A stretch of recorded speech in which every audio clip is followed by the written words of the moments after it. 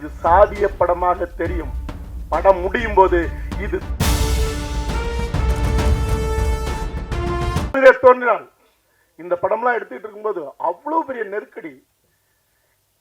தங்கர் பச்சான் அவர் கூட கௌதமனுக்கு கொடுக்காத என்ன டைரக்டர் ஆக்குனாரு. அது சொல்றது எனக்கு ஒண்ணு இது இல்லை. மோகன் பையன் ஒரு 60 படங்கள் அசோசியேட்டா வேலை செஞ்சவர். நான் உண்ணாவிரதம் இருப்பேன்னாரு. அவர் சொன்ன வார்த்தை, கௌதமனை நான் கனவே கலையாத டைரக்டர் ஆக்கிய தீர்வுன்னு சொல்லி ஆக்குனாரு. எல்லா நிலையிலும் என் குடும்ப வாழ்க்கை உட்பட என் கூட அவர் கூட நான் நிற்கிறேன், அவர் என் கூட நிற்கிறார். எல்லாருமே அப்படிதான். அது மாதிரி இந்த படைப்பு ஒரு கட்டத்தில் தடைப்பட்ட போது நான் இருக்கேன், நான் கூடவே இருப்பேன்னு சொன்ன என்னுடைய சகோதரன் கிருஷ்ணமூர்த்தி, முதல்ல யாருன்னே தெரியாத வையினாரு. முன்னாள் எம்எல்ஏ அவரு ராஜான்ட்டு, திருப்பத்தூர் எம்எல்ஏ. ஃபோன் பண்ணி சொல்லி கௌதமனை அப்படி சொல்லிவிட்டான்னு சொல்லி என்னை பற்றி சொன்னதுக்கு அப்புறம் அண்ணா நான் சென்னைக்கு வரேன் அப்படின்னாரு. திரும்ப இது எந்த குரல்னு எனக்கு தெரியல. ஏன்னா இவர் தான் போன வையினவரை போன நான் ஏன் பதிவு பண்ணி வைக்கணும்னு நேராக வந்தவர் எவ்வளவு வேணும்னு கேட்டாரு. ஒரே நேரத்தில் 2 கோடி ரைட் பண்ணுங்க படம் அப்படின்னாரு. ஒரு கட்டத்தில் நிற்கும் போது அதுக்கப்புறமும் இந்த படம் ஒரு பெரும் பொருட்செலவு. ஏன்னா நினைச்சதை எடுத்துடணும். நான் கொஞ்சம் வதச்சதா தான் நினைக்கிறேன்.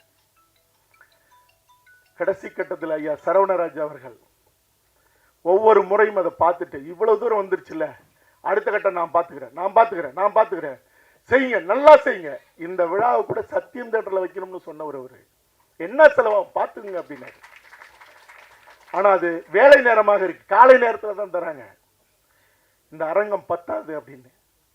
ஆக இப்படி நீங்க சில்வா மாஸ்டர் என் கூட பிறக்கலன்னு நான் நினைக்கிறேன். முதல் முறையாக இந்த கதையை சொல்றேன். சார் சீனா நல்லா இருக்கு சார், ஸ்கிரீன் பிளே நல்லா இல்லைன்னு சொல்லிட்டு எந்திரிச்சு போயிட்டாரு.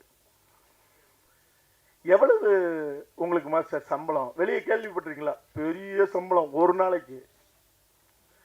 உண்மையா சொல்றேன், அந்த ஒரு நாள் சம்பளம் கூட முழுசா நான் கொடுத்தேனான்னு தெரியாது. ஆனா என் கூட 25 நாளைக்கு மேல இந்த படைப்பை ஒரு நெருப்பு தகிக்கிற அந்த காட்சிகள். ஏன்னா எனக்கு வெறி. நேரில் சண்டை போடுறதே மரபணுல இருக்கிறதுன்னு வைங்க, காட்சியாங்கிறது நான் விஜயகாந்தோடைய அவரை பார்த்து தான், சிவப்பு மல்லியை பார்த்தா எங்க அப்பா கம்யூனிஸ்ட் போராளி, அதை பார்த்து தான்.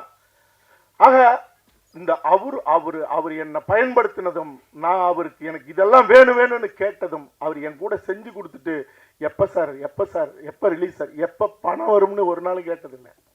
அது மாதிரி தினேஷ் மாஸ்டர், யாரை சொல்றது யாரை விடுறது? கிங்ஸ்லி என்னுடைய நண்பன், அதுக்கு முன்னாடியெல்லாம் நான் பார்க்கல. இப்ப நண்பன் அப்படி ஒரு நண்பனை பார்க்க முடியாது. ரெடின் கிங்ஸ்லி.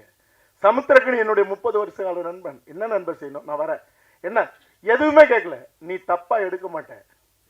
நான் சொன்னேன், இது சாதிய படமாக தெரியும், படம் முடியும் போது இது தமிழ் சாதி படமாக முடியும்.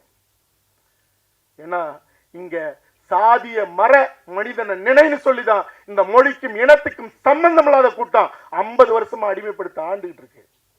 அதுக்காக சாதியை நான் நினைச்சு தூக்கி புடின்னு சொல்லல. உன்னை மறக்க சொன்னவன் நீ என்ன சாதின்னு அவனை கேட்டக்கூடாதுன்னு தான் அவன் உன்னை மறக்க சொன்னது. நீ சாதி எல்லாம் உன்னால எந்த காலத்திலும் மதத்தை விடு சாதியை விடுன்னா உடனே விட்டுறாங்களா? எவனா கூட சொல்லுங்க, மதத்தை விடுங்க எவனா சொல்லுங்க பார்ப்போம். எவன் கேட்பான்? எவனுமே கேட்க மாட்டான். சாதியை விடுங்கன்னு சொல்லுங்க, கை தட்டுவான்.